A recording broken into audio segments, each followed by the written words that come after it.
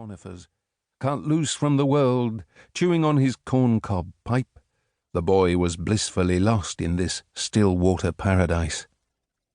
For days I lay stretched out on the floor of my attic room, trying to bring the river to life from its code of print. It was tough going. Often I found Huck's American dialect as impenetrable as Latin, but even in the most difficult bits, I was kept at it by the persistent wink and glimmer of the river.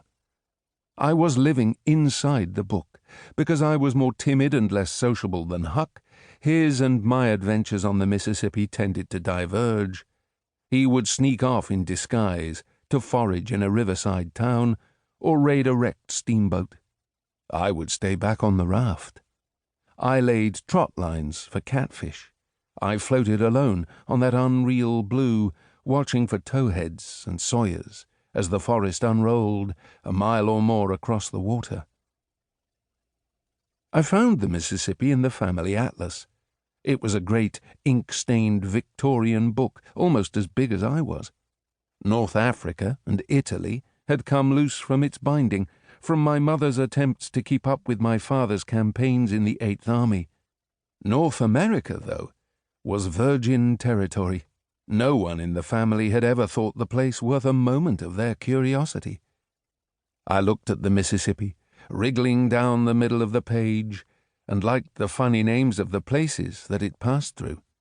Just the sounds of Minneapolis, Dubuque, Hannibal, St. Louis, Cairo, Memphis, Natchez, Baton Rouge struck a legendary and heroic note to my ear. Our part of England was culpably short of Roman generals, Indians, and Egyptian ruins, and these splendid names added even more luster to the marvellous river in my head. The only real river I knew was hardly more than a brook.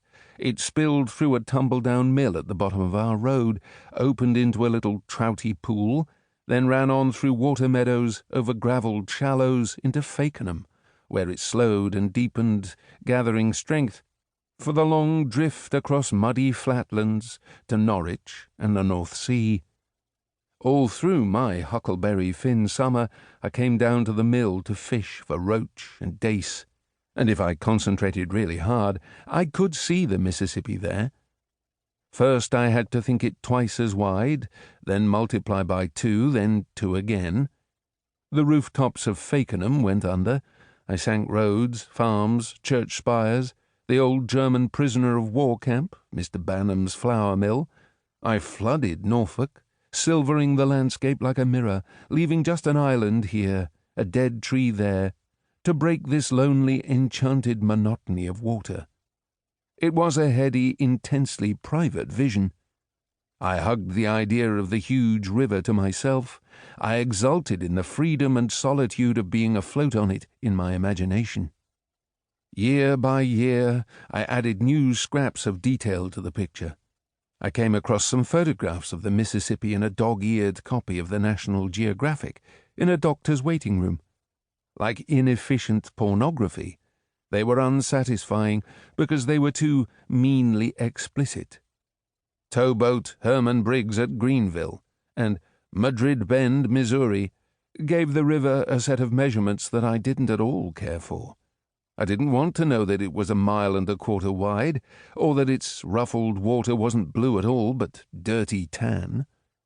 The lovely, immeasurable river in my head was traduced by these artless images, and when the doctor called me in to listen to the noises in my asthmatic chest, I felt saved by the bell.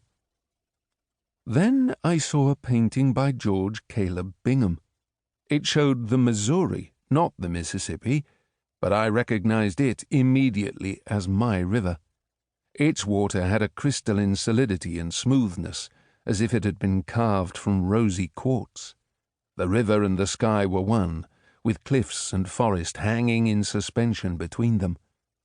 In the foreground, a ruffianly trapper and his son drifted in a dug-out canoe, their pet fox chained to its prow. The water captured their reflections as faithfully as a film. Alone, self-contained, they moved with the river.